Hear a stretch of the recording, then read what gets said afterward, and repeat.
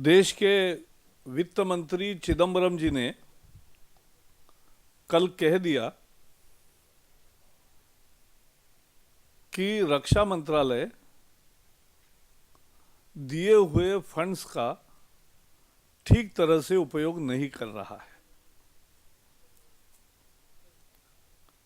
जिन जरूरतमंद चीज़ों की उपयोग करना चाहिए मेंटेनेंस और बाकी चीज़ों के लिए, वो रक्षा मंत्रालय नहीं कर रहा है। मुझे लगता है ये रक्षा मंत्रालय को घर से मिला तोहफा है। Yesterday, Chidambaram was candid enough to say that the Defense Ministry is not using wisely the funds allotted to them. Even they have failed to do essential things like maintenance. And he further said that they have provided enough money to the defense forces. लेकिन ये सच नहीं है। यानी जो रक्षा मंत्रालय पर उन्होंने टिप्पणी की वो सच है, लेकिन रक्षा मंत्रालय को जितनी आवश्यकता है उतना पैसा अर्थ मंत्रालय ने दिया, ये सच नहीं है। पिछले 4 साल से डीआरडीओ का बजट जबकि 10%, 12% से बढ़ना चाहिए, वो केवल 3-4% से बढ़ता है। उसमें महंगाई की क्षतिपूर्ति भी नहीं होती और इसलिए डीआरडीओ के बहुत सारे प्रोजेक्ट्स लंबित हो रहे हैं। It is not true that defence ministry gets all the money which it requires. It is true that whatever money they get, they do not use it wisely. So this shows the inadequacies of the UPA government. But this is not true that Finance Ministry is giving all the required funds for the defense forces. Last 4 years, the DRDO budget has increased by merely 3 to 4%, when the requirement was 10 to 12%. And therefore, many of the DRDO projects are delayed. So that is the price we are paying. हम इतना ही कहेंगे कि कुल मिला के 10 साल में कांग्रेस ने रक्षा मामले में अनदेखी की, रक्षा के जरूरतों की अनदेखी की, और जो थोड़ी बहुत खरीद करने की कोशिश की उसमें घोटाले किए। आज आर्मी के पास मल्टी एक्सल ट्रक्स की बहुत कमी है सामान इधर से उधर ले जाने के लिए सीमा पर, क्योंकि टेट्रा ट्रक का घोटाला हुआ, जो एक बेस्ट व्हीकल है, उसका जो घोटाला किया, चेकोस्लोवाकिया का कंपनी हांगकांग में बेचेगा, हांगकांग का माल फिर केवल बुक एंट्रीज होगी, यूके में होगी और फिर महंगे दर पर भारत में आएगी, और इस कारण वो घोटाला हुआ। अभी जो नया घोटाला हुआ रोल्स रॉयस का, इसके कारण भारत के पायलट जो एयरफोर्स के नौजवान हैं, उनको ट्रेनिंग देने के लिए जो 100 से ज़्यादा एजेटी एयरक्राफ्ट बनाने थे, उस पर अब विपरीत परिणाम होगा, वो नहीं मिलेंगे। आपको पता होगा कि आज पायलट सिम्युलेटर पर ट्रेनिंग ले रहे हैं। The delays, the neglect and the corruption, the delay and neglect in defence decisions by the Defense Ministry and the UPA government, and the frauds committed, the scams, have resulted in army being deprived what they require in all categories. So our Air Force pilots get major training on simulators and not on real actual aircraft. because MiG is not safe now, it is already overused. Mirage is not upgraded, and the AJT, which was to be in the force much earlier, has delayed, and now there is a scam.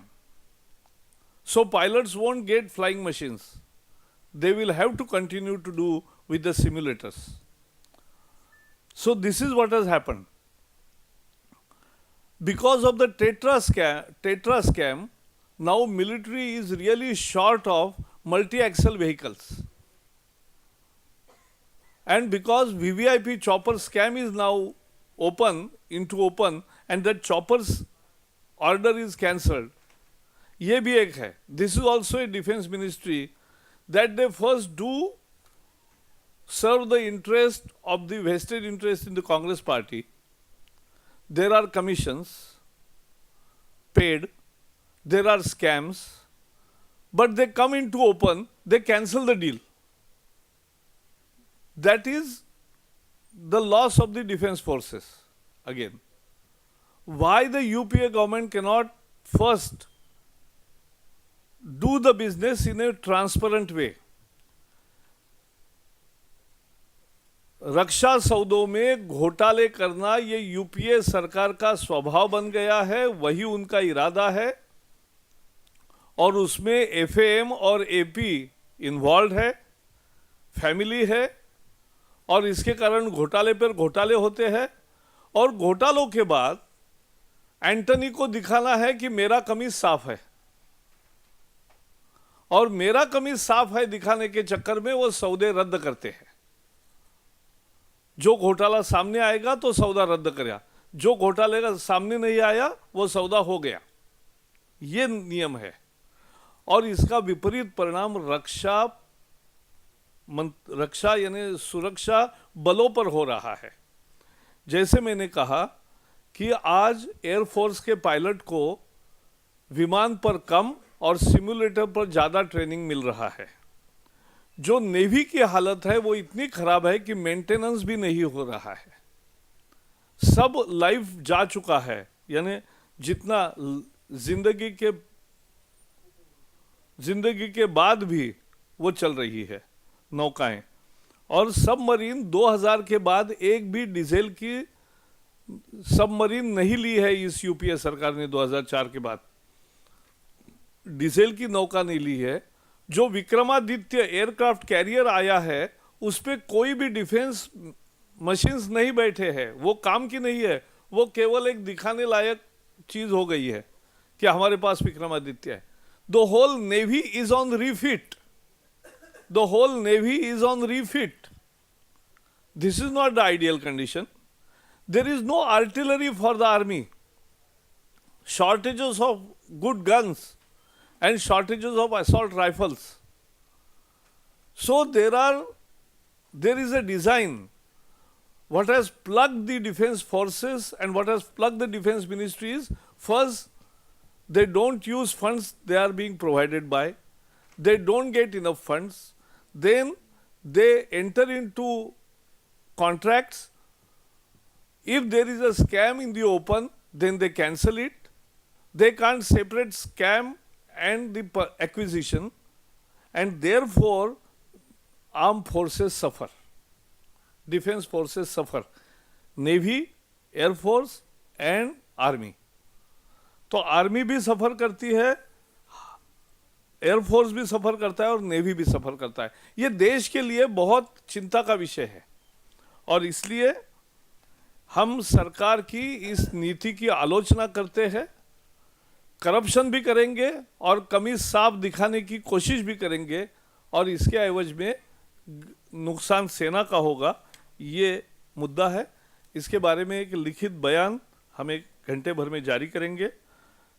तो ये एक बहुत गंभीर मामला है जो चिदम्बरम के बयान से उठा है. और कल आपको याद होगा चिदम्बरम जी जब एक एनएसयूआई के शिविर में गए थे तो नौसेना में जिसकी अभी अधिकारी की मौत हुई, शहादत हुई, उस अधिकारी के बहन ने ही यह सवाल पूछा चिदम्बरम को कि आप बताओ आपको क्या कहना है.